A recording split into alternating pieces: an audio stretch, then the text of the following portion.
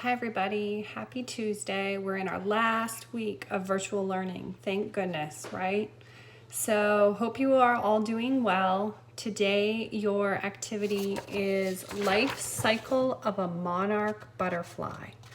So I think that you have read about this in your science classes, and I thought that it would be good for you to remember about it. So I'm going to read it to you, all right? Find out what happens in the life of a monarch butterfly. So I'm going to read it, and I want you to have your copy when you watch this, and I want you to follow along as I read.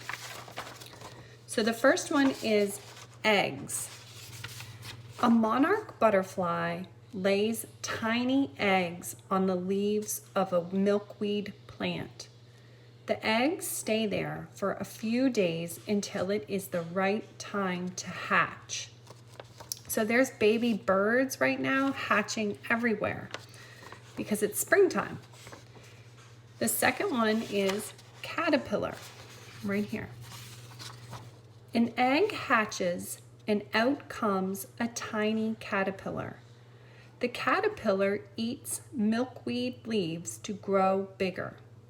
Soon, the caterpillar is too big for its skin, right? This is your skin. The caterpillar sheds its old skin. The new skin underneath is bigger. The caterpillar keeps eating and shedding its skin as it grows. That's crazy. So the more it eats, the bigger it gets and it loses its skin. Chrysalis. The caterpillar hangs from a branch, then makes a chrysalis. Say it like this: chrysalis, chrysalis. Inside, the caterpillar turns into a butterfly. So this is the picture of the chrysalis right here. So the caterpillar climbs out onto a branch and it finds itself a good spot, and then it kind of makes this like cocoon, a chrysalis over top of it. And that's where it transforms. It turns into the butterfly. So the last section is butterfly. After about 9 days, a monarch butterfly breaks out of the chrysalis. The butterfly flies around and lands on flowers. The butterfly eats nectar. So same as the bees, right? The nectar from inside the flower. Nectar is a sweet liquid inside flowers. Soon the monarch butterfly will be ready to lay eggs. So here are some fun facts down here in this box. It says monarch butterflies are easy to spot because of their bold orange, black, and white markings. So they have orange, black, and white on their wings, and that's how you know it's a monarch butterfly.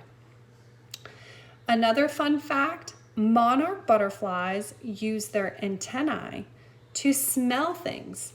So this is the antennae. It's those two little sticks that are coming out, right, out of their head. That's how they smell. That's like their nose on the top of their head. So now you have some questions that you need to answer, all right? So the first one is order of sequence. How or what happened in the story first, second, third, fourth, fifth, sixth? We've done this before, okay?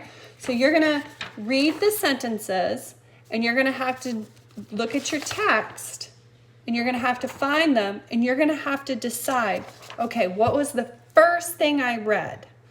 What was the second thing I read out of these ones here? So you're gonna list 1, 2, 3, whichever number these happened in, all right? And number 2, the caterpillar sheds its old skin. What does sheds mean? So you're going to use those strategies that we learned in when we were in class together about looking up a word, right?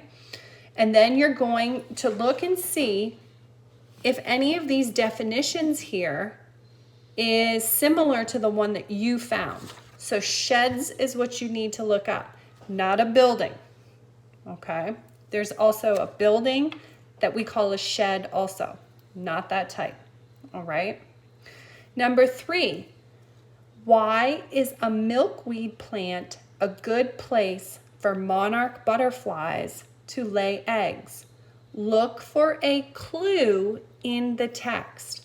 So you need to look in your text and find out why they like the milkweed plant. All right. Number 4, how do you know that the caterpillars eat lots of milkweed leaves? So how do you know? You need to go back and read. All right. And number 5, compare the caterpillar's legs and the monarch butterfly's legs. Tell 2 differences you see, all right?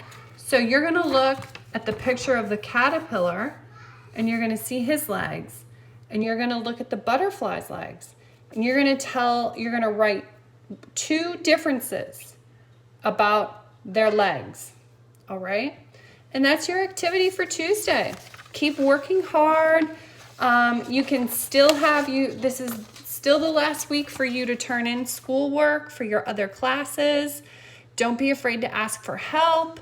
And I hope you're doing well, and I'll see you Thursday for our last video. Bye, guys.